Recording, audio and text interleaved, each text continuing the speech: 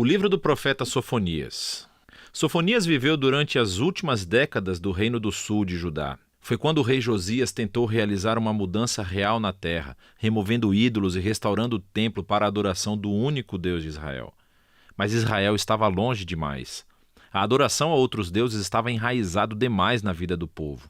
E acabou que o orgulho de Josias o levou a uma morte trágica no campo de batalha, quando ele colocou Jerusalém em rota de colisão com a Babilônia. E Sofonias tinha previsto tudo isso. Ele advertiu os líderes de Jerusalém durante anos, e esse pequeno livro é uma coletânea de poesias que resumem sua mensagem. Ele foi criado com 3 partes principais. A primeira se concentra no dia do julgamento do Senhor sobre Judá e Jerusalém. A segunda parte é sobre o dia do julgamento do Senhor sobre as nações e Jerusalém novamente. E a terceira parte explora a esperança que resta para as nações e para Jerusalém do outro lado do julgamento de Deus. A primeira sessão começa com a chocante inversão de Gênesis 1. Assim, o mundo bom e ordenado de Deus voltará à desordem, às trevas e ao caos, tornando-se inabitável mais uma vez. E quando você continua a ler, percebe que Sofonias desenvolve todas essas imagens poéticas poderosas para descrever como o mundo de Jerusalém vai acabar. Todas as instituições da cidade serão destruídas por adorar os deuses dos cananeus. Todos os líderes que perpetraram a injustiça, todos os centros econômicos onde empréstimos e trocas tortuosas ocorreram, tudo isso acabará junto com as muralhas da cidade. Sofonias desenvolve essas imagens quase apocalípticas para mostrar o significado do que vai acontecer. Tudo se refere a um grande exército que está vindo para acabar com Jerusalém. É interessante que Sofonias nunca menciona qual exército Deus usará para trazer esse julgamento. Mas sabemos dos outros profetas, Miqueias ou Abacuque, que é a Babilônia. Mas Sofonias nunca menciona isso, pois ele quer destacar o papel de Deus em orquestrar a ascensão e a queda da cidade. E na verdade é isso que dá esperança a Sofonias. Não que Jerusalém como um todo possa evitar o seu destino, mas no poema final da seção 1, ele clama a todos em Jerusalém que busquem o Senhor. E ele diz que estes serão os remanescentes fiéis, as pessoas que poderiam ser poupadas caso se arrependam. Na segunda sessão, Sofonias amplia seu foco para incluir as nações ao redor de Judá, assim como os filisteus ou moabitas, os amonitas e até os assírios. Ele acusa todos eles de corrupção, violência e arrogância. E ele prevê que todos eles também cairão diante da Babilônia.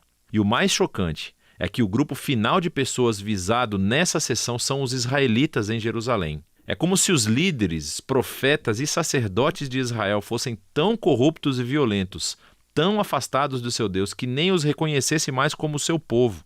E assim essa sessão termina com a decisão final de Deus. Ele diz que vai reunir todas as nações, incluindo Jerusalém, e derramar sua indignação ardente. A justiça de Deus se torna esse fogo consumidor que devora o mal da terra, que é realmente intensa. E assim, a seguinte linha que nos leva à parte final do livro vem como uma surpresa total.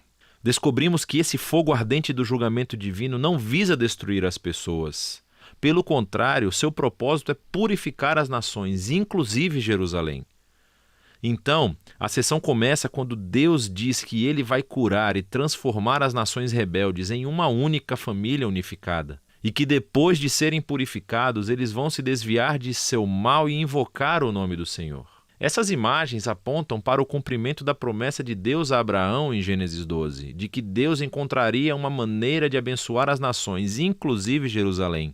A conclusão do livro enfoca a restauração da cidade no centro das nações. A presença de Deus está na cidade restaurada, junto com aquele remanescente fiel que foi humilhado e transformado pela misericórdia de Deus. E eles são chamados para cantar e se alegrar.